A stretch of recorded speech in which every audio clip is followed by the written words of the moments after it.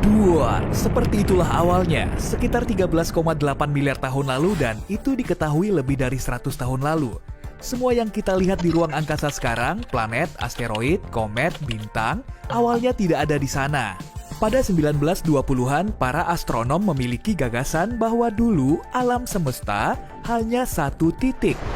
Titik yang sangat panas, sampai triliunan derajat, tersusun rapat dan padat yang membentang dan meluas dengan sangat cepat. Sebuah materi yang mulai berterbangan ke segala arah dengan kecepatan cahaya pada satu momen tertentu. Big Bang itu benar-benar kacau, penuh partikel super kecil yang tercampur energi dan cahaya. Ya, kacau sekali. Tapi tetap saja, dalam menit pertama setelah Big Bang, cikal bakal dari semua yang akan muncul nantinya hampir selesai. Suhunya panas hanya pada saat ledakan dahsyat ini. Begitu perluasan dimulai, alam semesta mulai mendingin. Mirip dengan saat gas mendingin ketika kamu menyemprotnya dari kaleng aerosol. Selama proses itu, energi membeku seperti air yang membeku menjadi es. Di sini, energi murni membeku dan memadat menjadi materi. 1 menit setelah ledakan, proses pendinginan masih terjadi dengan sangat cepat dan terjadi di mana-mana sekaligus. Karena alam semesta tidak punya ujung. Semesta bukan sekedar titik padat lagi, dasar untuk perluasan lebih lanjut dan segala hal yang akan datang terbentuk. Ingat partikel kecil dari tahap ledakan pertama alam semesta tadi? Partikel-partikel itu kini mulai bersatu dan membentuk atom helium dan hidrogen. Pembentukan sebagian besar helium dan semua hidrogen di ruang angkasa butuh sekitar 3 menit. Kedua unsur ini adalah unsur paling umum dan materi dasar yang kemudian membentuk galaksi dan bintang pertama. Tapi hanya karena cikal bakalnya selesai, bukan berarti penciptaan alam semesta berhenti setelah beberapa menit pertama itu. Memang setelah itu tidak ada unsur baru yang tercipta selama jutaan tahun. Itu sebabnya versi awal alam semesta adalah helium, hidrogen, dan energi. Tapi pada akhirnya, atom perlahan mulai bersatu, yang menciptakan galaksi dan bintang setelah sekian lama. Awan helium dan hidrogen menyatu dan berubah menjadi bintang yang memiliki gaya gravitasi. Matahari juga terdiri dari 3/4 hidrogen, sementara sisanya helium. Seperempatnya ya? Yap, bener. Pada tahap berikutnya, beberapa unsur lain yang lebih berat mulai muncul juga seperti karbon, besi, oksigen, dan sebagainya. Bukan hanya proses kimia seperti unsur, bintang, atau planet baru yang bermunculan. Seluruh alam semesta meluas sejak terjadinya Big Bang. Para peneliti sadar galaksi lain bergerak menjauh dari galaksi kita. Hei, jangan gitu dong. Nanti kami nggak bisa menemukan kehidupan alien kalau kalian terus menjauh. Dan bukan hanya itu, galaksi paling jauh sebenarnya bergerak lebih cepat daripada galaksi yang dekat dengan galaksi kita, Bima Sakti. Alam semesta itu luar biasa, penuh rahasia, misterius, menyeramkan, dan super hening. Bayangkan dirimu melayang memakai baju astronot di atas bumi. Kamu hanya bisa mendengar suara napasmu. Tidak ada suara dari luar sana. Karena tidak ada atmosfer, suara tidak bisa merambat atau terdengar. Omong-omong soal baju astronot, baju itu harganya sekitar 174 miliar rupiah loh. Kayaknya kita masih harus nunggu kalau mau chill di ruang angkasa. Merkurius adalah planet paling dekat dengan matahari. Jadi kamu mungkin mengira itu planet terpanas juga. Namun sebenarnya Venus yang memegang gelar planet terpanas di tata surya. Dengan permukaan mencapai suhu 450 derajat Celcius. Ya, oke lah. Merkurius tidak punya atmosfer yang bisa mengatur suhu. Jadi, planet ini nggak bisa meraih gelar planet paling panas di tata surya. Venus juga punya hari yang cukup panjang. 1 hari di Venus sama dengan 243 hari bumi. Buat orang yang punya banyak kerjaan dan nggak suka buru-buru, itu cocok banget. Namun, Venus mengorbit matahari dalam 225 hari bumi. Berarti 1 tahun di sana berlangsung 18 hari lebih sedikit daripada di Venus. Jadi kamu bisa ulang tahun 2 kali dalam sehari dong. 2 kali ulang tahun dalam sehari mungkin seru. Tapi kekurangannya, di Venus terjadi hujan asam sulfat dan salju logam.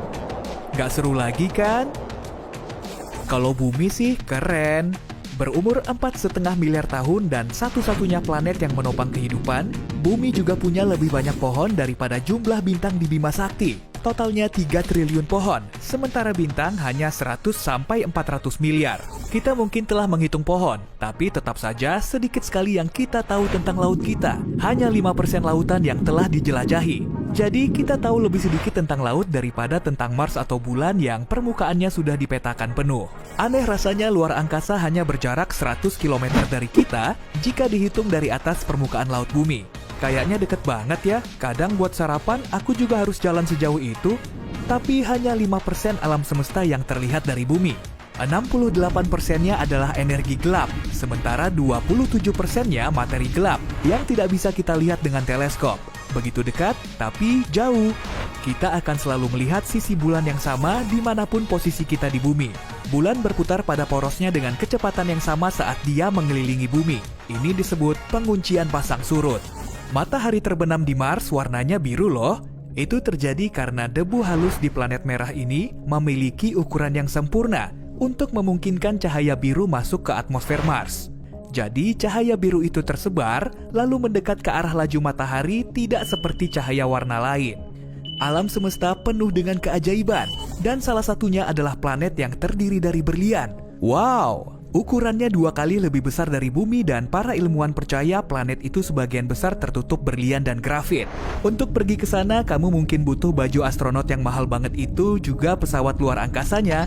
Tapi kalau aja nih, kamu berhasil pergi ke sana dan kembali, kamu mungkin bisa balik modal.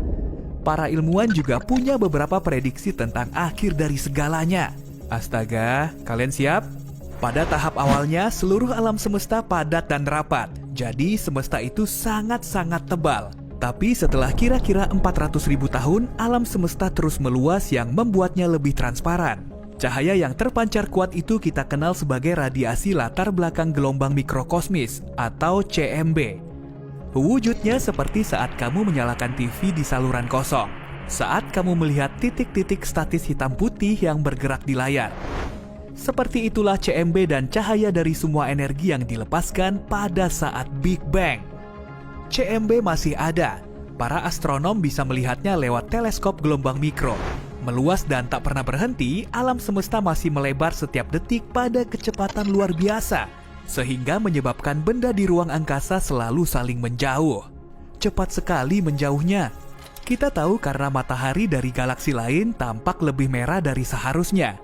Ini disebut pergeseran merah, dan ini terjadi saat sumber cahaya bergerak menjauh dari orang yang mengamatinya. Lalu ada gravitasi. Gravitasi menarik semua benda di alam semesta ke satu sama lain. Ini menjadi alasan planet-planet terus mengelilingi matahari atau kenapa tata surya kita mengelilingi pusat Bima Sakti. Itu sebabnya kita menginjak tanah, sementara di ruang angkasa kita melayang karena tidak ada gravitasi di sana. Dengan mengingat ini, para ilmuwan punya gagasan bahwa kelak alam semesta akan bergerak ke arah berlawanan dan mulai menyusut kembali, yang akan kita kenal sebagai Big Crunch atau remukan besar. Terjadi atau tidak, semua bergantung pada tipe alam semesta kita. Jika terbuka, alam semesta akan terus meluas dan tidak akan ada yang menghentikannya. Tapi seiring waktu, saat semesta meregang, kepadatannya akan menjadi sangat rendah. Sampai galaksi tak akan bisa membentuk bintang baru dan bintang yang sudah ada akan punah. Saat ruang angkasa kehilangan semua cahaya dan panasnya, kehidupan akan musnah. Alam semesta akan terus dingin dan akan terus meluas menjadi kegelapan tak berujung. Lalu, entah ada Big Crunch atau tidak, boom, semuanya hilang. Hey, untungnya masih ada miliaran tahun lagi ya. Mungkin kamu masih, tapi aku udah nggak ada. Hehe. Soalnya aku mau pensiun.